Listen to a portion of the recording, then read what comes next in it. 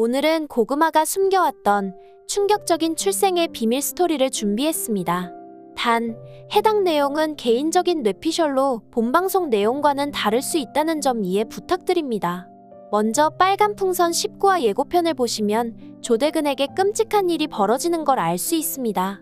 조대근은 고구마를 다시 사랑한 대가로 진짜 죽을 위기에 처했기 때문입니다. 그런데 충격적이게도 자신을 죽음 직전까지 몰아넣은 사람은 다름 아닌 이복형 조대봉이었죠. 도대체 어떻게 해서 이런 일이 벌어진 것일까요? 지난 17화에서 조대근은 지남철이 찾아온 후 고구마에게서 걸려온 전화를 받다가 접촉 사고를 내고 맙니다.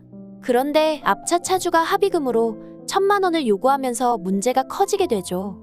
지금까지 개인 택시를 준비하고 있던 조대근에게는 맑은 하늘의 날벼락이었으니까요.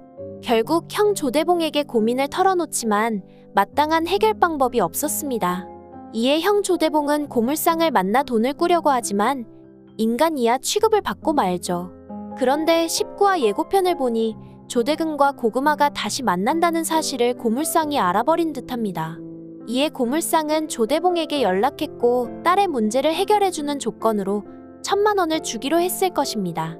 한편 조대봉은 고구마가 만나고 있는 남자가 자기 동생이라는 사실을 모른 채 숨어있다가 조대근의 머리를 몽둥이로 내리쳤고 이 때문에 조대근은 죽음 직전까지 간 듯 보입니다.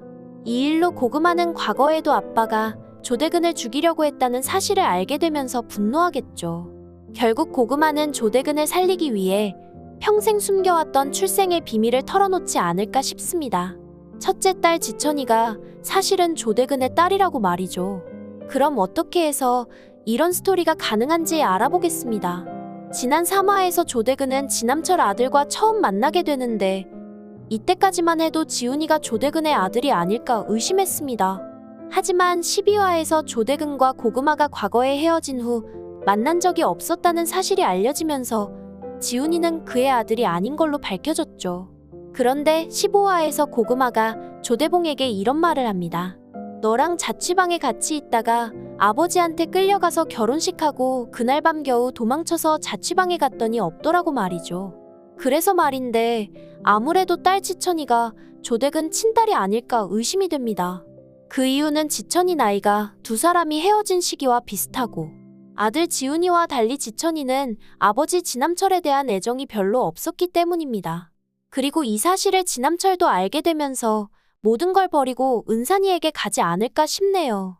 아들 지훈이는 아버지가 행복해지는 걸 바랄 테니까요. 한편 고물상은 손녀 지천이가 조대근 딸이라는 사실에 큰 충격을 받겠죠. 자기 손으로 손녀의 친아버지를 죽일 뻔했으니까요. 결국 이로 인해 고물상은 인과응보의 대가를 받을 듯 보입니다. 그럼 앞으로 인간 쓰레기 같은 고물상이 어떻게 망해갈지 다음 영상에서 리뷰해보도록 하겠습니다. 오늘 준비한 내용은 여기까지입니다.